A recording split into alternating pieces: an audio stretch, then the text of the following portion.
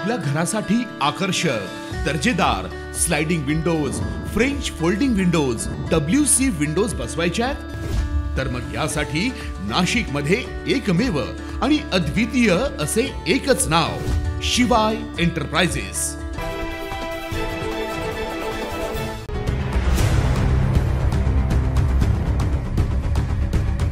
नाशिकमध्ये पावसाचा कहर, उड्डाण पुलावर साचलं पाणी, वाहन चालकांची तारांबळ, दिवसभरात 5 मिलीमीटर पावसाची हजेरी।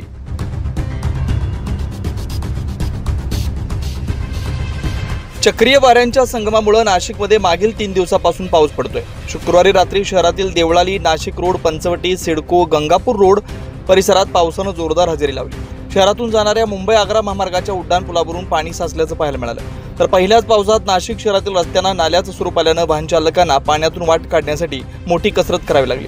त्यामुळे वाहन चालकांची चांगलीच तारांबळ उडाली होती।